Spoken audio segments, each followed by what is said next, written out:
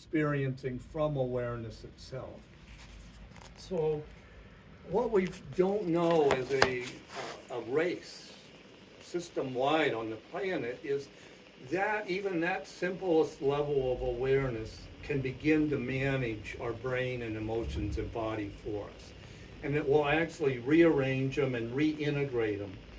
And it's not never a matter of right or wrong. It's like, all right, I feel terrible about this. Well, maybe I shouldn't feel terrible. No, you don't have to do any of that with awareness. It's like, well, I think I'd feel happier if I was happy. What else can happen here? Or I might have some kind of desire, either a plan, like I want to start a therapy place, or I want to take up parachuting, or I want to go after that chick I see over there. Whatever it is, you immediately go to awareness and kind of like ask for its input. And it like might clue you in real quick. Well, that chick's with a dude, he's like 6'4" and built like a lumberjack. You might want to factor that into your plans. But it never says you're wrong or don't do that.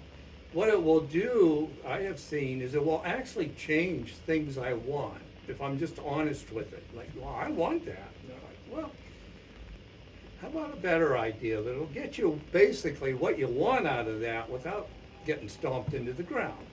So it takes a while of practice to learn to trust awareness, because we call it the ego, a lot of teachings, which is a misleading term, because ego just means who I am or who I think I am. But what they call the ego, the bad part of me and all that, it is very nervous about awareness, because the ego part of us keeps many secrets, even from ourselves.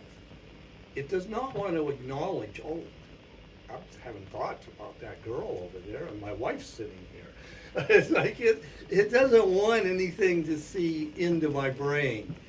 And we all have a defense against awareness because of that. And so it takes a practice to learn to just stop, and it's like, all right, here I am. I see me sitting here babbling these words right now. And in the case when I'm doing this, it's a constant case of what next? What do I want to say next? Instead of deciding or formulating, it's just, it evolves. The awareness interacts with the brain and the feelings, and life becomes that flow that people talk about, that go with the flow. And Eckhart Tolle talks about being present in the now and at peace with what is. And when you start turning to awareness, those things begin to make sense. You begin to experience them as a real experience. It's not a cool idea or even a stupid idea anymore. It's like, oh, here I am just sitting here with 5 other people, and I'm supposed to say some things because Colette said so.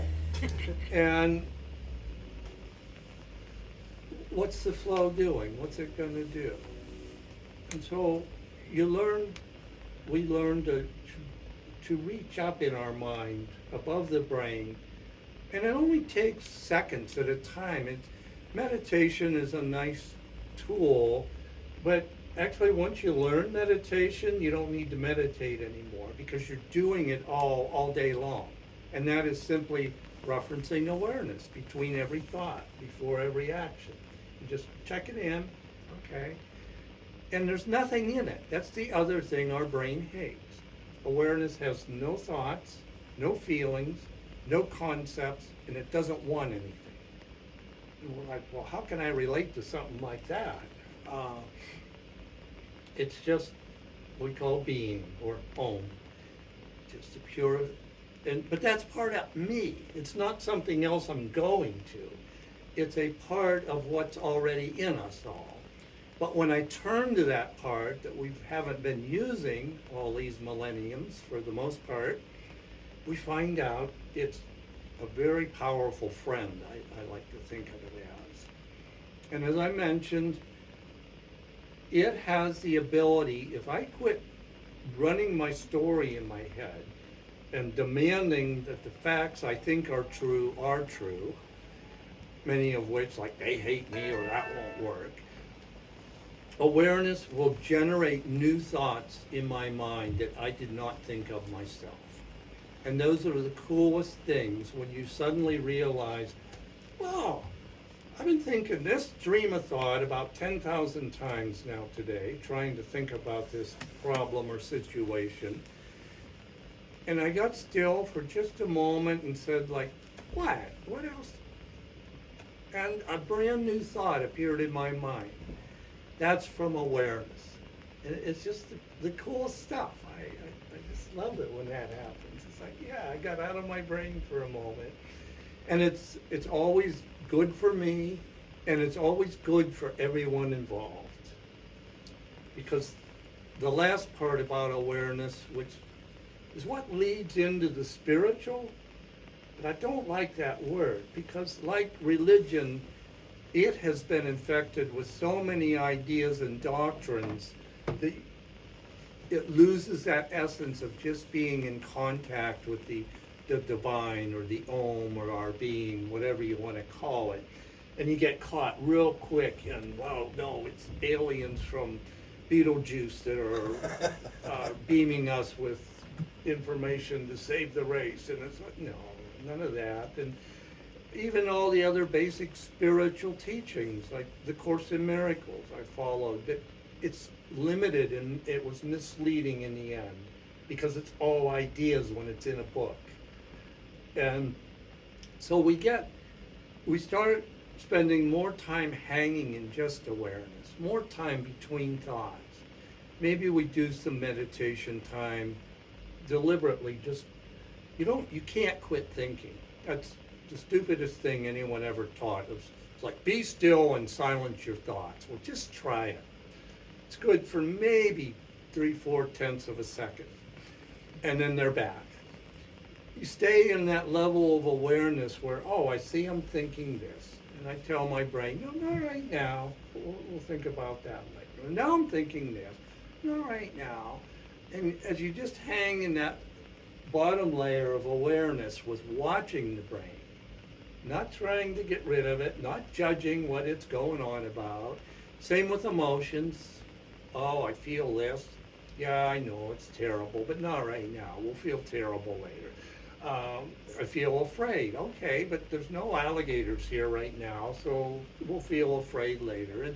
And you just learn to stay, and it even works with physical, like pain, because I dealt with sciatic using it. And it didn't get rid of the pain, but I could get moments of just sitting, and it's like, yeah, that hurts like hell.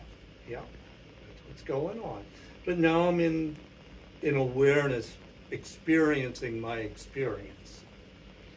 And then if we just make an effort to stay there, which is what I call meditation now, it just kind of begins to float up and get quieter, more peaceful. And then at a certain point, we hit what I call the oneness. This life force that animates our body, it's the same life like in a colander. Pour water in a colander and it shoots out in 1,000 streams. But the water is the same in every single stream, even though they go in different directions and can have different shapes. It's one life flowing through every living thing on the planet. So we are the same life as a bacteria or a fly or a cow or another human being. And as you begin to touch that, you feel then what I call the big love, or it's just a fun phrase. It's like real love up there is total respect and appreciation. It has nothing to do with I want you, I need you, I gotta keep you. No, it's just, it's done. Yeah. You know, it's like it just shoots out of you, or maybe you see a baby smiling or a puppy dog playing and you feel that same life shoots out of us to join with the other life. and then it does a little celebration dance. That's the one life in the big love. And that's what teachers like Buddha and Jesus taught. You can live in that and from that. Live in love. Not in love like a partner or a boyfriend, girlfriend, but in that experience of the cosmic love. You can live in that. And then, of course, in Buddhism, it's called compassion rather than love in our word. And it's a very sweet thing. And it too has a kind of a superpower of its own, nothing magical, but if I can maintain awareness of that state and I get put in a room with a bunch of people, like called to a meeting, it begins to piece out the other people around you. It's like somehow it transmits. And again, in awareness, there's no beliefs. It's pre-belief. Maybe it's all psychological. Maybe it is all biochemical. Maybe there is a God. Maybe there is one mind. It doesn't matter. You experience that state of connection and joyful, I like you, I like you. And then you see it has an effect on the room around you. That's all the further we go with awareness teaching, is experience the effects. And then we all add our stories and beliefs on top of that. But they are added to the basic power that's operating with awareness. So, all right, that's my little summary on awareness. So, thoughts? Thank you. It's good stuff.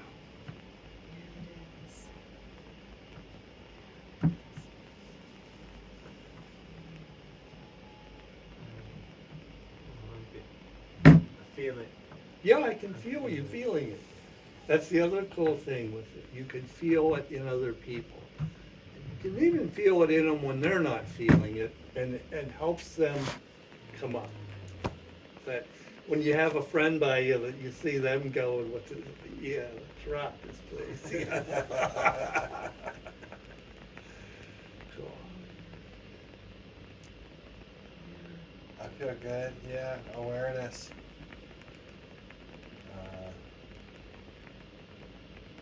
I learned a long time ago that it's not all about me. It's about paying attention to what is in the moment. Mm-hmm. Yeah. Good to hear that. And we're part of that. It doesn't exclude us. There's some teachings, there's fanatic Christian teachings that are very anti-fun human experience. There's just as many fanatic Buddhist teachings that are anti-fun human experience. It's really best to recognize and walk away from all of those. But it doesn't exclude me at all to be in the oneness, because it's always the best for all involved. So I can be present, totally interacting with the group around me, or nature, which is fine. But it also takes care of what I like and want at the same time. So you get to see a groundhog today, or you get to see somebody next to you light up. So getting rid of the ego it's only about me.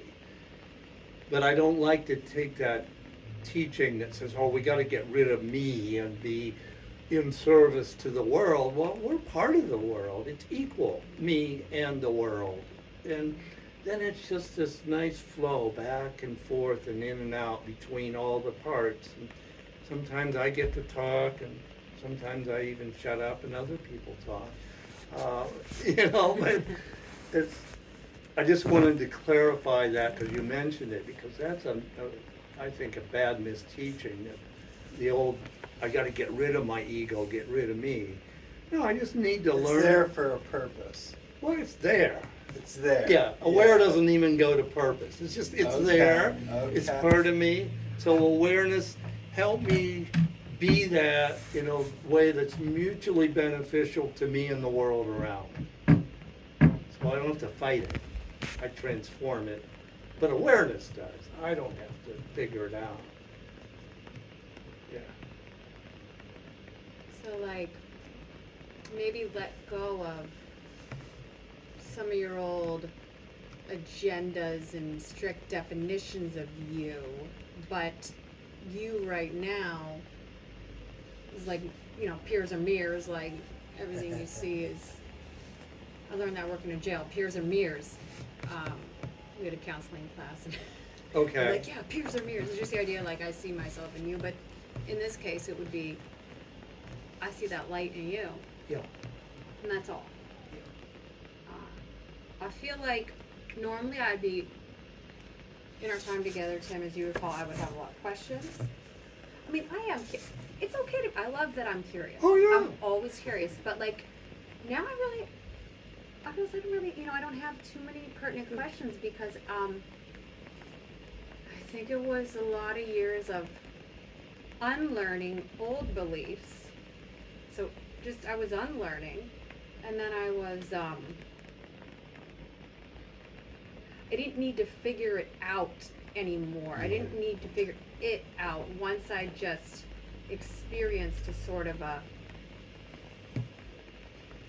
like, yeah, just like light and delightfulness, like Right. like almost like an evaporation. It felt like some of my old beliefs, like say my old belief, let's see, one of them would have been, Excuse me, I'm sorry. you're bad and you go to hell if, Yeah. Once I could unlearn that, once that sort of evaporated, but then on even more day-to-day things, like just mostly self-punishment, like unlearning the need Yeah. to like To do that to yourself. live up to like whatever. It's insanity. And now I just kind of don't have to figure it out Cool. anymore. That's a very, I don't like to rate things, Uh-huh. but once we reach that point, life gets 100 times more peaceful. Yeah, it's just not so serious. There's No. not, it's still a fun drama. Like, I like the idea that, like, oh, all this, and there's diversity and yin and yang stuff. There's, but now it's like a part of the whole cool thing, Good. I guess, yeah. You Does just, that make sense? yeah. Does that make sense? You brought up a topic in that, well, hiya, Hello. I'm Tim. Nice to meet you, Tim. I'm Kayla. Gayla? Yeah, I'm her sister. Oh, okay. His sister. Oh, wow.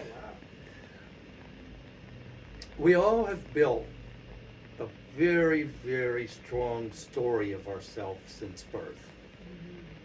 So we started with our parents training us, telling us who we were, who we weren't, what was right, what's wrong with you was a big one all along from both parents and teachers, and then later a few policemen told me some things I did was wrong. And it's like when you first start touching awareness, it'll steer you through with the story you've got, so you can survive your own evil story of yourself for the parts that are darker. But as you play with awareness more, you can begin to see that's just a thought in my mind. The belief that I'm guilty and I'm going to go to hell. That's just a thought. It's like, I don't need that anymore. And if you open your mind to awareness, as you put it, it's like dissolves. It's the coolest thing when you watch an old belief dissolve. So let's say, for a nice round number, that the story of me is made up of 10,000 beliefs. It's probably a lot more, but then it would get scary. And with awareness practices, of just whenever I feel not, hey, I'm dancing in peace, love, and joy, why not? I just ask, why am I feeling miserable? Why am I disliking myself? Why am I, and just asking that open-mindedly to awareness, it will bring in the awareness of, oh, I believe this, or I think this. It may be how it shows up. And it's like, well, I don't need to keep thinking that. I don't need to keep believing. But we don't realize how much we have built the story of me throughout our past. And it's all up for grabs. We can keep it or let it go. We have basic personality traits, it seems. Art, being an artist. I was a computer programmer. My son's a chef. There's things we do that's us, that's the flow of life, the direction it wants to take. But all that stuff that was added on, it's like I'd like to say this, you can't be a Christian. You can't be a Jew. You can't be a Buddhist. Those are just labels and words that people stick on themselves. You're just you. And you're either loving or not, which produces one kind of life or another, but you can't be the labels you put on yourself or that you have accepted from somebody else. There is no such thing. And to realize that brings a great releasing where you can start to unravel, because if I used to be a Christian, which I was raised Presbyterian, with all its doctrine and guidelines, if I quit being that, all of those things that I said are now free to float up in my mind, and I can look at them and say, no, that the doctrine teaching was wrong. Yeah, some of Jesus' teachings were real cool. It's like you'll have a much better life if you live in peace with people instead of smacking them in the head. But anyway, you release that binding to the story of me. And that also applies to our emotions and to our body system, the endocrine system with all its hormones. And who knows how that works? It gets in our brain, it gets in our and really can throw us around. And you can look at it and say, okay, it's doing that. I'm feeling that. Yeah, for sure. But that's not all of me. That's just the body and the emotions and the brain doing their little chaotic dance. Oh. So, what else? Show me an option. And that's where I'd said starting out that awareness is like the fourth level of us, above body, emotion, and brain. But it's an integral part of us. It's not something we get from somewhere else or grow. It's already there. And if we just say to it, this feels pretty funky, how about a little redo on this configuration? And it begins to integrate through all three of the lower, I shouldn't even say lower, that's the wrong word too. I've been indoctrinated many years with spiritual teachings. With the other three parts of my human, it will begin to harmonize them with each other and then with the world around us. So a lot of times what we were really feeling bad about, funky, even depression, is because I'm not setting myself free to dance with life the way I want to. And then over many, many years, that gets built into like these rigid containers of me, and it's like, well, I can't be like that. And that becomes the thought that we believe. Oh, I can't just go out to the Rook and dance and have fun. I'm a funky old man, you know. And Susie showed me wrong, you know. But the thing is, all through school, we're taught you shouldn't be that you. You should be, here we go, we got a little standard here and a model of what the right person looks like, or mostly what it doesn't look like, which is mostly what I am. And so we keep chopping so many parts off of our life. Like, oh no, hold back on that. No, better not. That's depressing. Life wants to, it's a dance. Awareness, if it had a purpose, would be to come here in this human experience for a happy, joyful dance of the experience. And it will always lead us towards happier. It wants to dance. And just enjoy the heck out of it. Like, yeah, I'm gonna go sit by the pond today for 3 hours and not move an inch. All right. And tomorrow I'm going mountain climbing. I mean, it's like, whatever it is, it wants us to totally enjoy, like, why would I have a job I hate?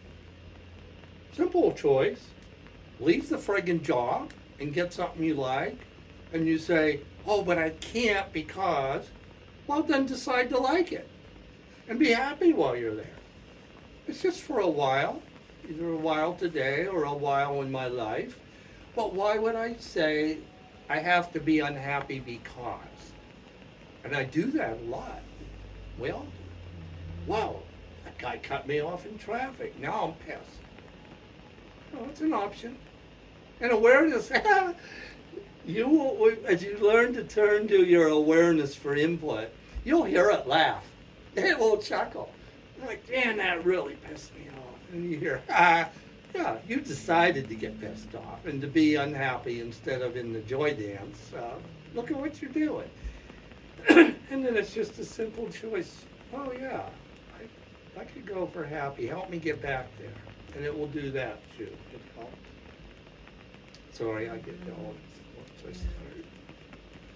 Yeah, I laugh at myself and like in the car. I say awful things. Normally it's not because they're cutting me off, but because they're slow.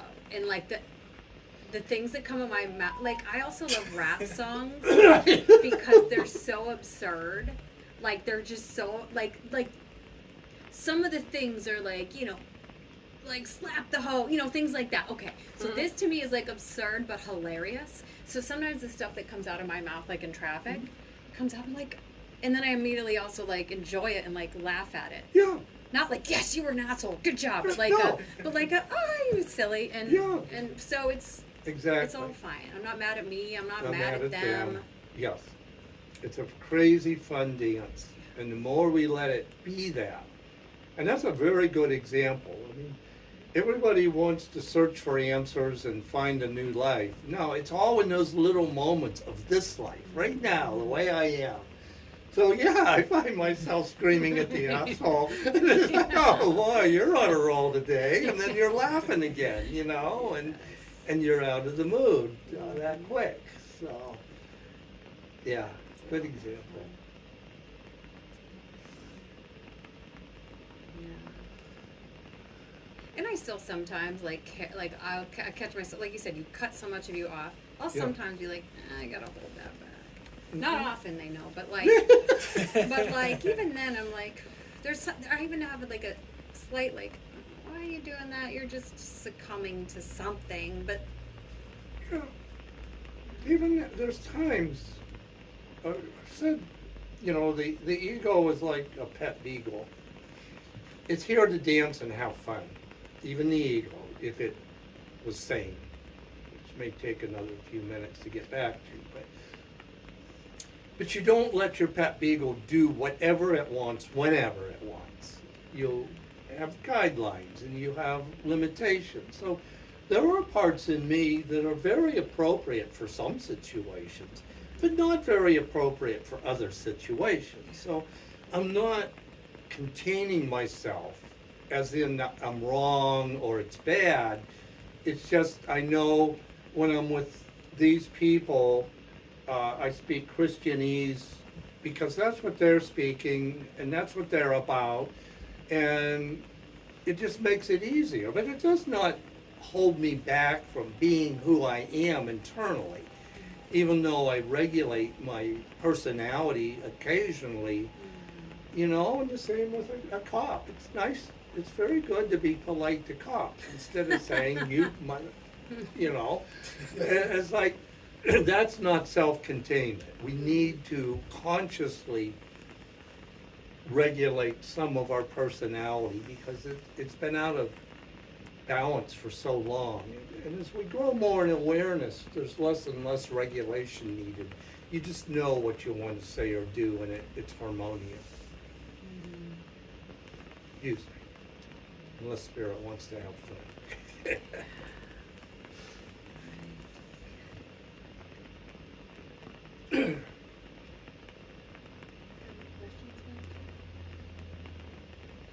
I mean, you guys live in a world of teenagers where there are a lot of very apparent, well, maybe any age, but there's very apparent, you gotta be like this, If not, we shall make fun of you.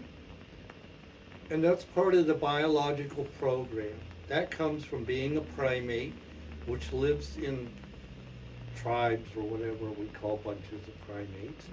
And it's like, if you're an animal that needs its tribe to survive, you are naturally gonna look to others and make sure you're not being a total jerk and gonna get kicked out. So, no, and that's where that comes from. In humans, the need to conform comes from a biological directive in us. But awareness lets me begin to see when that's happening. It's like, that's the drive, the animal drive, saying, I need to conform to this. But, I'd rather be the happy me. I know what I want to do. I know how. And then because we're looking at it consciously, we can just say, thanks, we don't need that right now. Thank you, brain, for offering severe agonizing over this, but I will just happily be me now and dismiss it. But if you realize everything in us was there for a reason, even if it's a misguided reason. A person that was abused when they were a child has built crazy defenses, and they'll come whipping out on people that have nothing to do with that. But it's there for a reason, because in their creation, it was necessary to survive.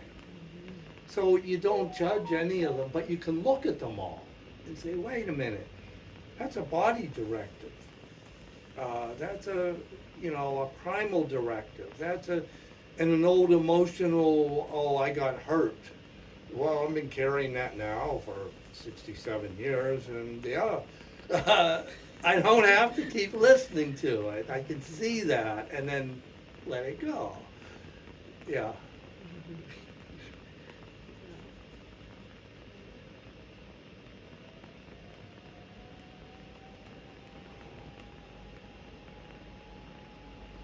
And in the end, it gets so simple. I mean, because I can talk about it forever, But it all comes just down to home, or God, or just me as being, whatever your sense, feeling, label for this space, or feeling you're part of the one life, you're a good part of it all, and it wants you to be there and dance with it happily, but that all just reduces to just a feeling, a space in your mind or whatever, where that is, awareness. And there's no words left. There's no need for all this. That's just to clear the old brain so we can live in that new space of just awareness. Sweet.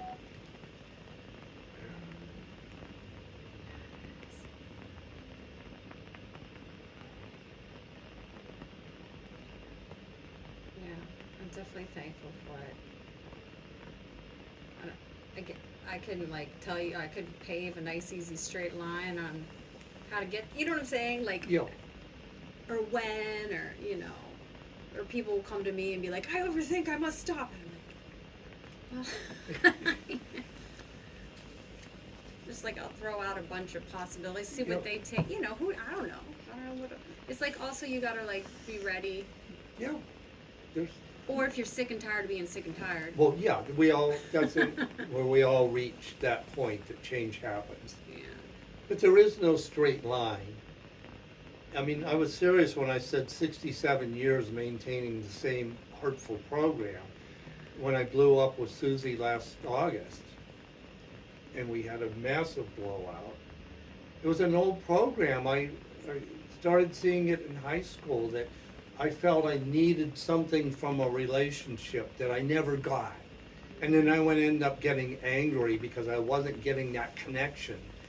And I realized 60 years later, it was a fantasy. I was wanting something that was undefined, that probably doesn't even exist, but my wanting it and maintaining that led to anger, and then a fight, and then the end of many relationships along the way. And when that came up with Susie, Susie's way awake, and she just said, "See you, friend, when you get sane again, give me a call." And I did, and she's spending the week over with me again. We're best friends again. But the program sat there all those years, and I never saw it. With all, I played all that time at the center in Course in Miracles. I never saw it in me until last August. So my point is, there's no straight line or magic awakening. There's no instant enlightenment or salvation. I've never seen it. I've heard people claim it, but I have never seen it in authentic stuff I've read or any real people I've met. Yeah, it's a new way of living that keeps getting better and better. It is magical in what it can do, but it's not magical as in instant total results. Yeah. So, yeah, we just dance our way through the mess as well as the fun parts. In and out of the garbage pail. We do. Yeah. Yeah.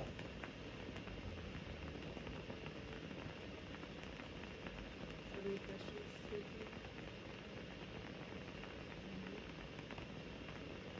Thoughts, Kayla?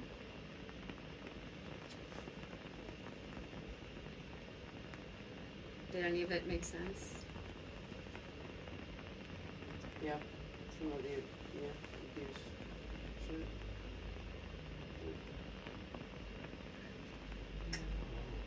Do hang on to.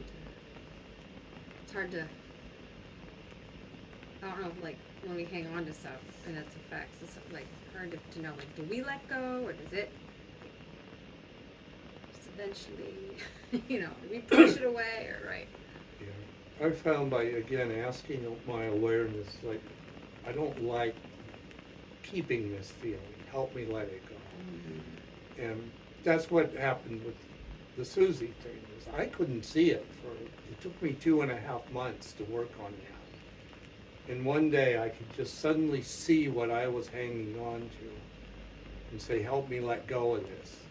And then a little while later, it felt like something in my brain just dissolved and floated down like glitter, and it was gone. It was a very specific moment in that case. So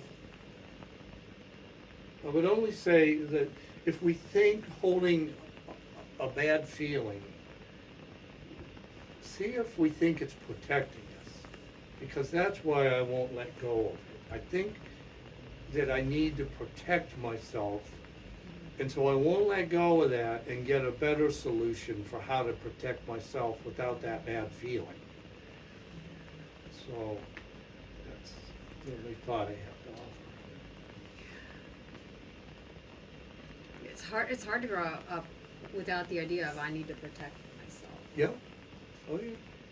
Again, especially amidst even if home life is great and it's just at school. School, yeah. Yeah. It's a profound feeling. You have to let yourself be vulnerable, or think you're going to be vulnerable, to let go of Yeah. whatever that was inside. That's it.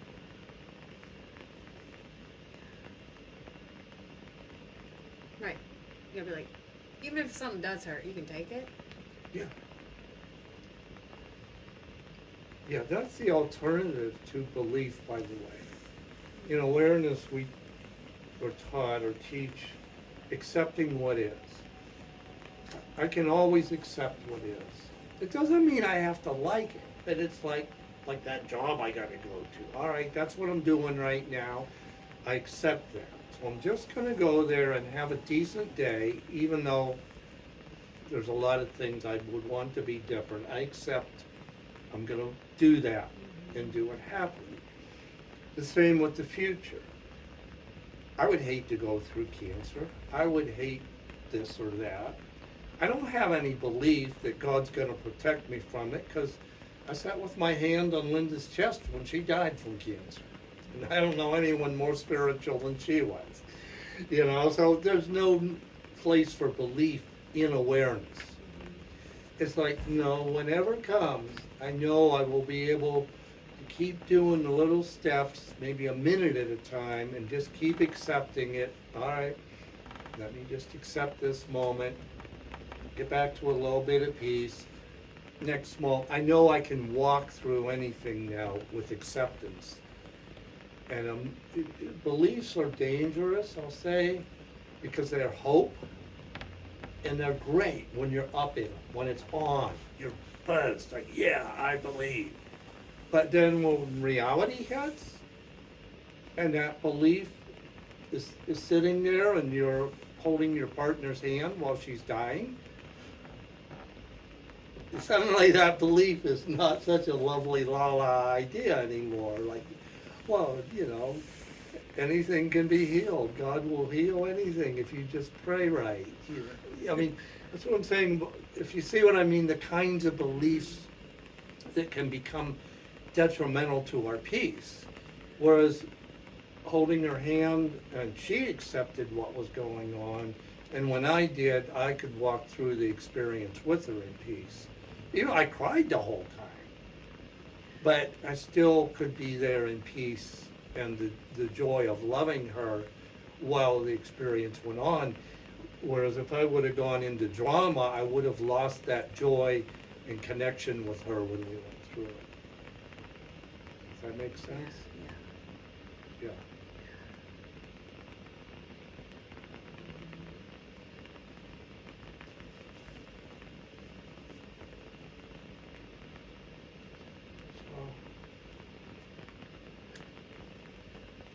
Eckhart Tolle's a good teacher if you got lots and lots of time. So I talk a lot. He can take 2 hours to say 3 minutes worth of information. I love him. I listen to him like a meditation, but he does awareness teachings very well. They're very free of doctrine and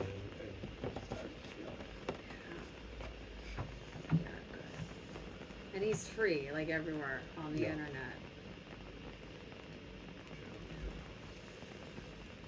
yeah, good stuff. Thank you. Did you take all your stuff off the internet? Yes. Yeah. This old stuff, and you feel like, it's not 100% up to date as to Right. what you might Right. feel now. Yeah. So when I moved from the center, I just canceled my website through the phone company that I had there. They also hosted my website, and I just canceled it all and just disappeared. Okay. Yeah. Brand new start. Disappeared into the recycling bin of magic bits up Yeah, in the air. yeah. Probably still around somewhere on the internet, because I don't think anything ever gets deleted out there, but anyway, it's not available. Okay. And I'm glad, because I teach it much different. I know much more.